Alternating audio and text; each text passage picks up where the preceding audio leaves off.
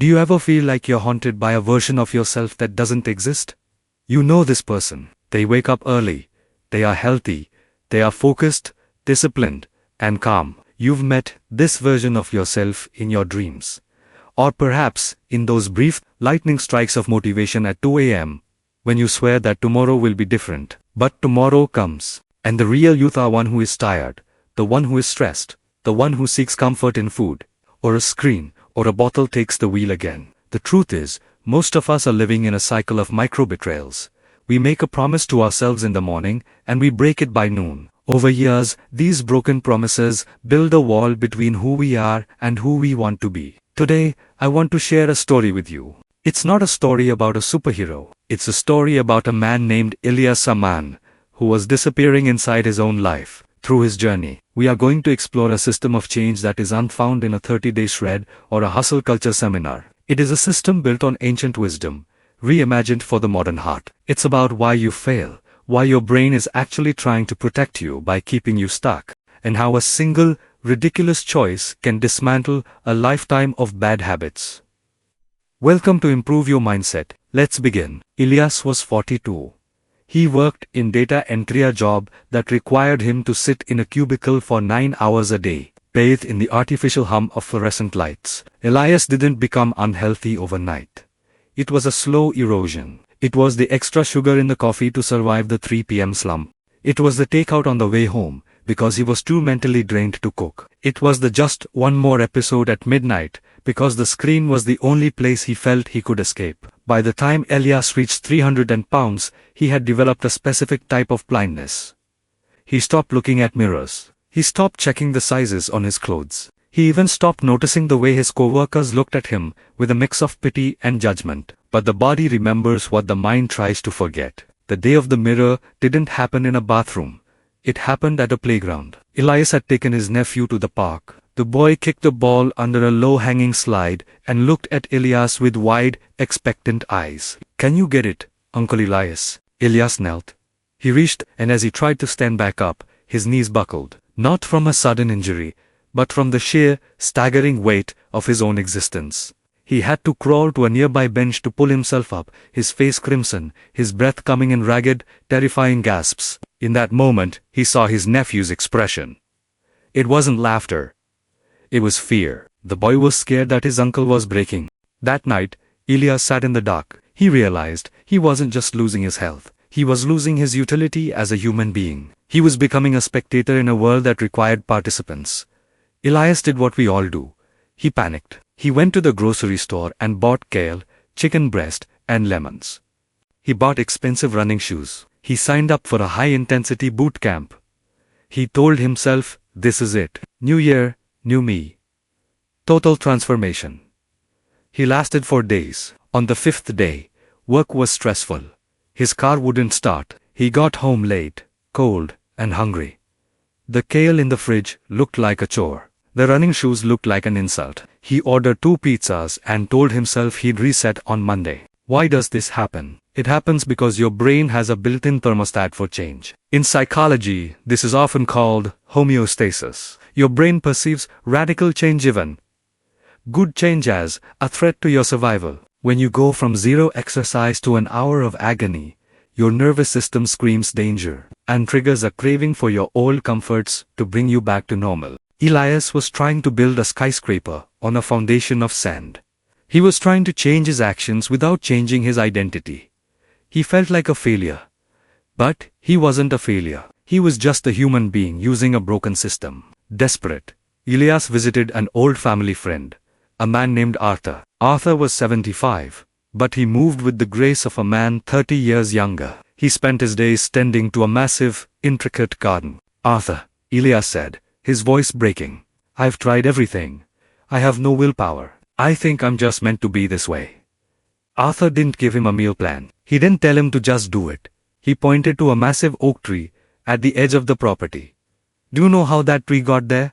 Arthur asked. "It's 100 years old," Ilyas muttered. "It's 100 years of yes," Arthur replied. Every day, it said yes to a little bit of sun. Every day, it grew a fraction of a millimeter. If that tree tried to grow 10 feet in a week, it would split itself apart. You are trying to be the oak before you have even settled as a seed.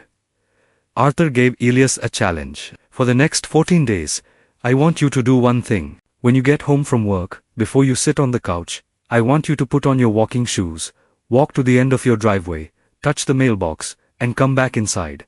Elias laughed. That's it. That won't burn 5 calories. This isn't about calories, Arthur said firmly. This is about the contract. You have spent 20 years breaking contracts with yourself. You don't trust Elias. Why should you? You're a liar. This walk is so small, you can't fail. It is the first honest contract you will sign in a decade. The first 3 days felt stupid. Elias felt like a fool putting on sneakers just to walk 30 feet. But on the 4th day, it rained. Usually, rain was Elias's favorite excuse to quit, but he remembered Arthur's words. The contract. He put on his shoes. He walked out. He touched the mailbox. He came back, dripping wet. But for the first time in years, he felt a strange, tiny spark in his chest. It wasn't motivation. It was integrity. He had said he would do a thing, and he did it. This is the principle of In the world of mindset, we often think we need a map for the whole journey. We don't. We only need enough light to see the next step. By the end of the 2 weeks, Elias didn't lose weight. But he did lose the habit of making excuses for that one specific task. His brain no longer saw the walk as a threat. It saw the walk as who I am. Weaver ants. In the tropical forests of Asia and Australia, weaver ants take engineering to an extreme level of cooperation. They don't use mud or sticks, they use living materials. To build a nest, dozens of ants form a living chain, pulling 2 leaves together with incredible force. But they have no glue, so they grab their own larvae, the babies, and gently squeeze them. This triggers the larvae to secrete a high-strength silk. The ants use their siblings as living glue sticks to stitch the canopy together. It is cooperative engineering at its most bizarre and brilliant. So how do they do it? No tools, no protractors, no CAD software. The secret lies in emergent behavior and stigmergy. These animals don't need a big picture plan. They follow simple local rules.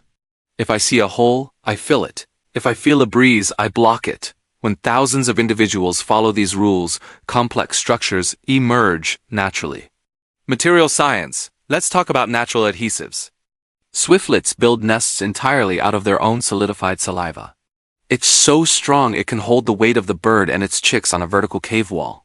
Mud dauber wasps mix their saliva with specific types of clay to create a ceramic-like substance that is nearly waterproof. The physics of capillary action. In many desert structures, animals utilize capillary action. By choosing specific soil grains, they can pull moisture from deep underground up into the walls of their structures, using evaporation to cool the interior. Human engineers have finally stopped looking down on animal builders and started taking notes. This is called biomimicry. Architect Mick Pierce designed the Eastgate Center in Harare, Zimbabwe, using the same ventilation principles as a termite mound. The building uses 90% less energy than a traditional building of its size because it breathes instead of using air conditioning. We've seen this with the Shinkansen bullet train, whose nose was redesigned based on a kingfisher's beak to prevent sonic booms. We're seeing it now with self-healing concrete inspired by the way coral reefs grow. The Mars connection. Remember that NASA tease? Scientists are looking at the honeybee's hexagon. The hexagonal honeycomb is the most mathematically efficient shape in the universe. It uses the least amount of material, wax, to hold the maximum amount of weight, honey. For space travel, where every gram of weight costs thousands of dollars, the honeycomb geometry is the gold standard for building lightweight, ultra-strong lunar bases. When we look at a beaver dam or a bird's nest, we aren't just looking at a pile of sticks. We are looking at a physical manifestation of instinct. These structures are more than just homes, they are extensions of the animals themselves. Richard Dawkins called this the extended phenotype. The dam is as much a part of the beaver's DNA as its fur or its teeth. But there's a deeper lesson here for all of us on Animal Lover Planet. These builders don't just take from the earth. They give back. Beaver dams filter water and prevent floods. Termite mounds enrich the soil with nutrients. Bird nests provide homes for insects and fungi long after the birds are gone. In our quest to build bigger and faster, perhaps we should look at these masters of slow engineering. Builders who use local materials create zero waste and improve their ecosystems rather than destroying them. Next time you're walking in the park or your backyard, look closer. That spider web in the corner or that bird's nest in the oak tree isn't just nature, it is a high-tech marvel millions of years in the making.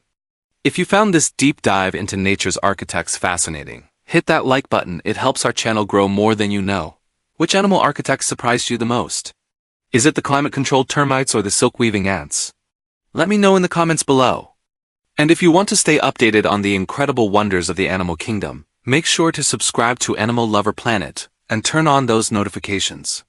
We have a massive video coming up next week about the hidden language of whales that you won't want to miss. I'm Bonnie, and thanks for watching. Keep exploring, keep learning, and keep loving our planet.